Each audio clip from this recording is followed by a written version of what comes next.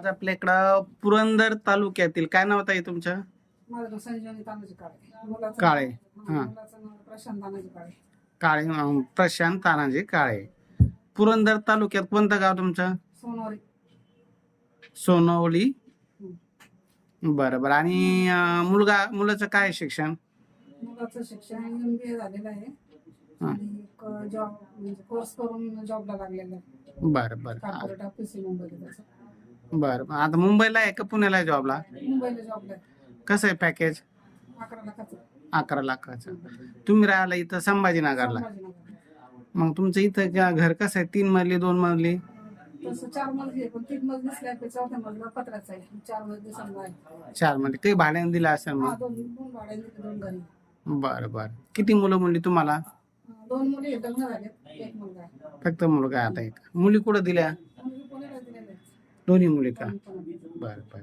काय अपेक्षा कसं पाहिजे स्थळ तुम्हाला?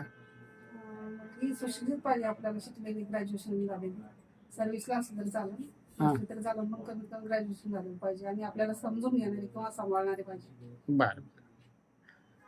तुम्हाला पण समजून घ्यावं लागेल. ते तर आपल्याला करावं लागणार. आपल्या मुलगा आहे म्हणजे आपल्याला दुसऱ्याची मुलगी आणायची.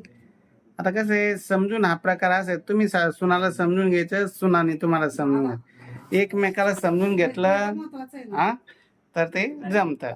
ह्या पुरंदर तालुक्यातील ताई आहे काळे ताई. त्यांचा मुलगा मुंबईला सर्व्हिसला आहे, MBA शिक्षण आहे, 11 लाखाचं मुलाचं पॅकेज आहे. इंजिनियर पण झालेलं आहे ना. इंजिनिअरिंग करून त्यांना MBA केलं आणि आता 11 लाखाचं पॅकेज आहे. स्वतःचं 3-4 मजली इथं हडकोमध्ये त्यांचं घर आहे, छत्रपती संभाजीनगरला. आता ते आहे पुणे जिल्ह्यात पुरंदर तालुक्यात. मग पुरंदर त्या परिसरातली मुलगी चालते, नगरची चालेल, संभाजीनगरची चालेल.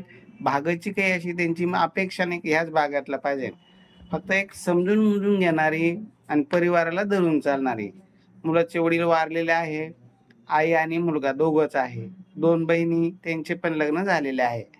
असं एकमेकाला समजून घेणारी समजदार उच्च शिक्षित मुलगी त्यांना पाहिजे. एनी ग्रॅज्युएशन झालेली असली तरी चालेल, नोकरी करणारी असली तरी चालेल, नोकरी करणारी नसली तरी चालेल.